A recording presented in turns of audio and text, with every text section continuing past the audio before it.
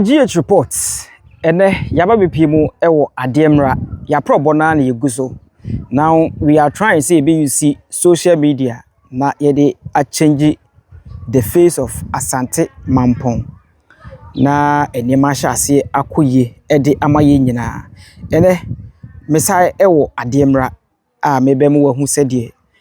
situation inside ademra urem o deeper life. Yes, ohwe ba biam gina ya ha the deeper life school no ena etwagu kama ewo screen so no omo signboard ana signpost no ena esiwo na ebusua uremu ewo ademra enema hyeda enkoyie sa ewo ha no bisanse omo akwan no enya ade a sebe etwaye na urem ewo ha de a kame akore se MC nsu to a se obeba fie no ebeye den e de ama opapa enti ene ademra deeper life school nanimu na etwagu ewo screen no so na baby ewe sebe ye ompanifo ahodo a ombetimi awramu na omabeboa ama ademra enema etimi akona nim ewo hanum ti wo hwa a ma mentwa ha kakra ma wo hwe ya leg gates efri ha kwa eko ase hanum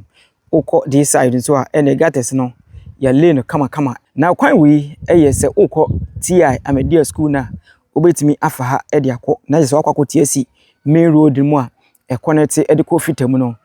oba ha so a ene obetimi atotototo mu ha na ene so wasa akọ pie mu e wo main road no na ofa ni sei yemfa sei na menche obi kakra ha ti ademra na etwagu e wo screen so na ha de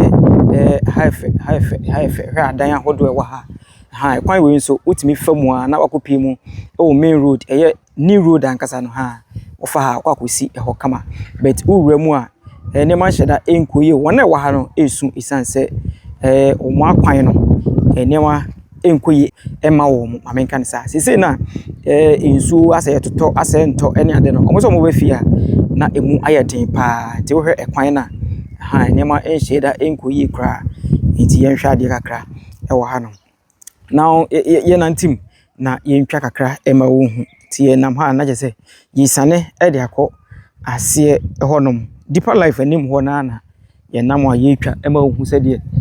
situation here no esi ifa etie ha ye nim se ukọ assembly ho a ye wo drip machines ahodo honom a sebe empanfo betimi ayusi na omode atwa ekwan no so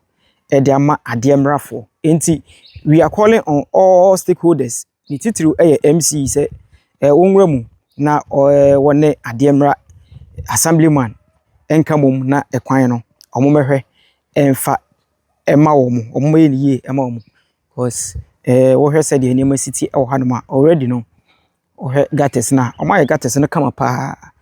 omaye kama pa ti gates na etwagu e wo honom no yes amentwa de other side so na hwe ti gates ne de we de cement ni bibia etimi ekomu a ohun ekwa eko ekire ho no mame zoom kakra na otimi ehun se de enkomo no isitie ha ti sa pepepe ademra gatesa yaye just in front of deeper life asori no na yi twa ama wo hu si di isitie no ha ti kwan ne de ubi kan was hwefom enema enhyeda enkuye en susuan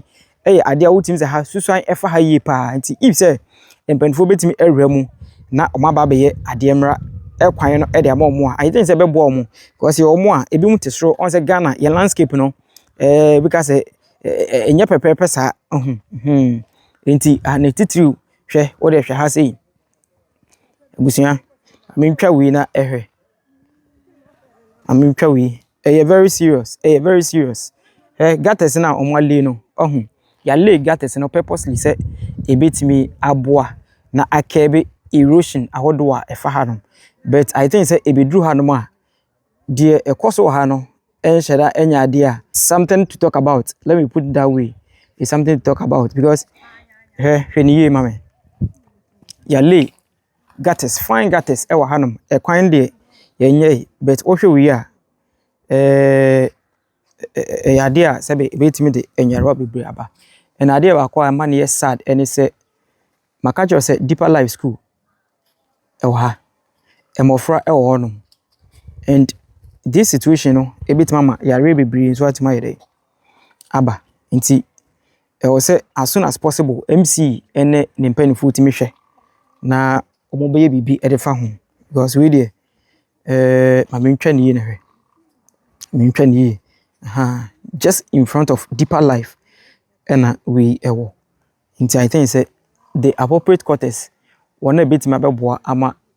ne ma etima koyi ewo ha no they should be fast na omo mehwe enkebe situation no I don't know I was say assemblyman it me a lazy in boot na on MC because we the outbreak of cholera ne nkeka ho malaria bibibia can happen akwan enye and as akwan wa ha enye and sanitation wise no enema so enkoye enema so enkoye kura so yenim say no his excellency a launch sanitation day every month bia no you observe it region bia mu and we know for sure say once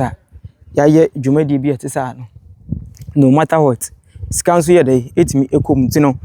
eba sanitation o se yehwe na ye ka ho asem wie se yehwe o de hwe just in front of Deeper Life and ametwa edition no just in front of Deeper Life and ye twa edition no MC Honorable Yakubu say drip machines no and akade bi ese di room na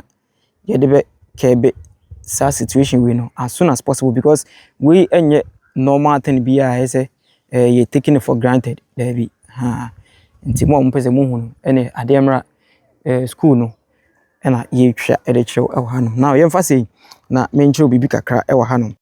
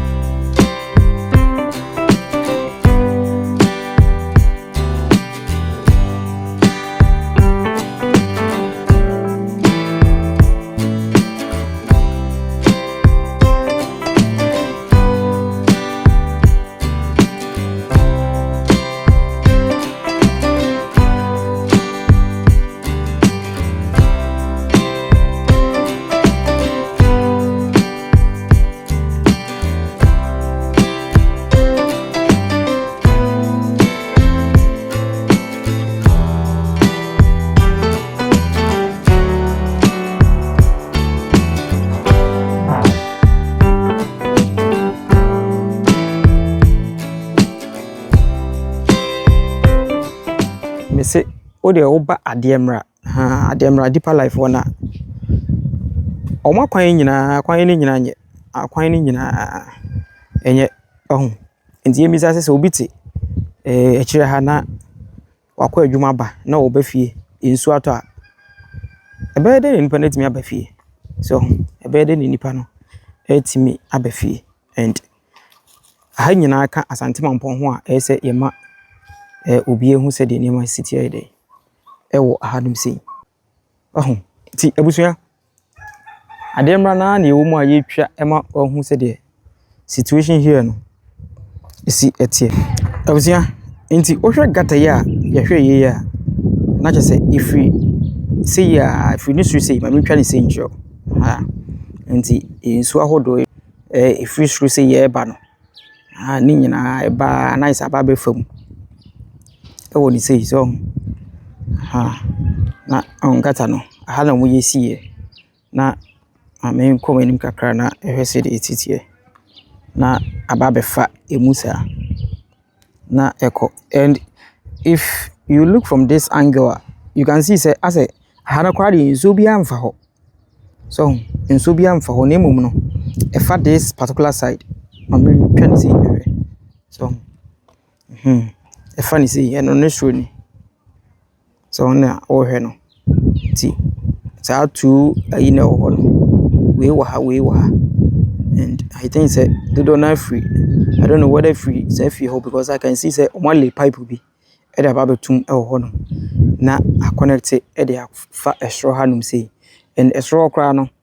enya gata a lake or a straw baby or more than piece this I need there more than piece like encourage biao gatas in the crown American encourage bia just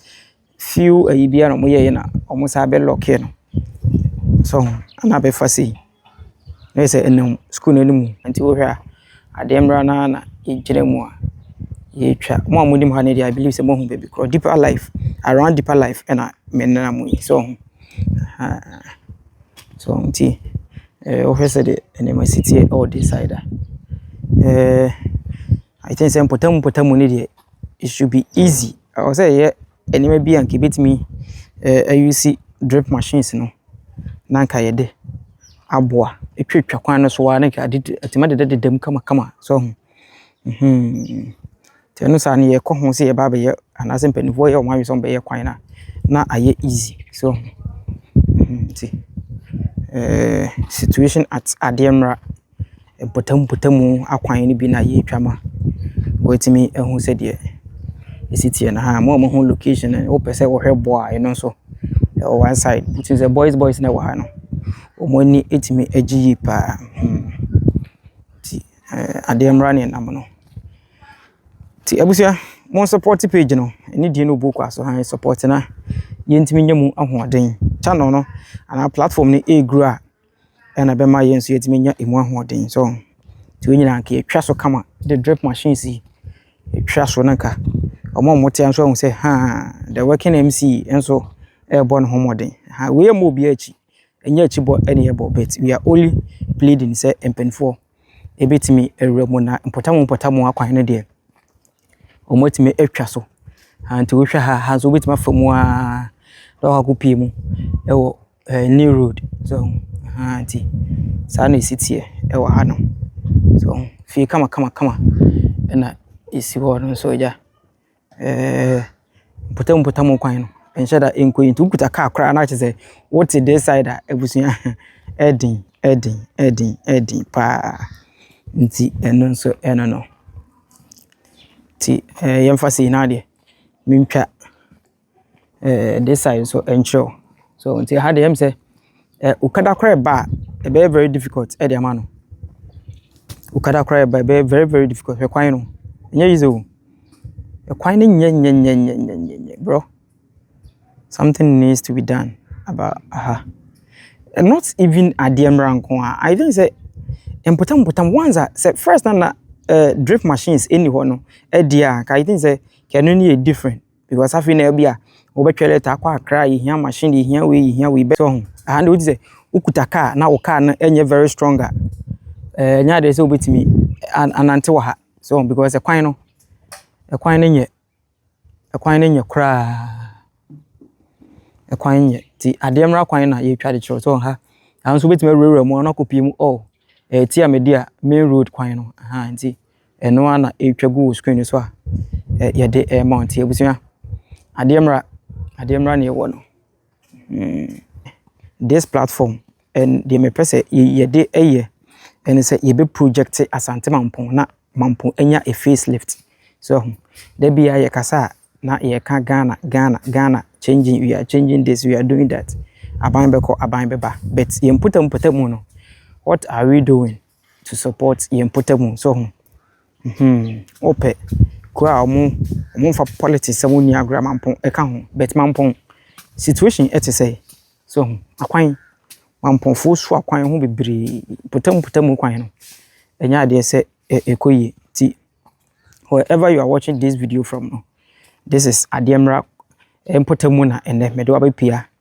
ye bo apro kama ntimo amunim around this area there.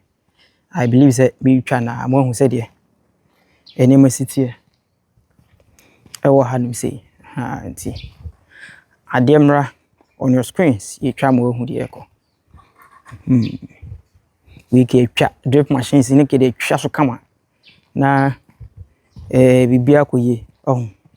ka no betimi abo ama eni ma betima ko iba we your drip machine so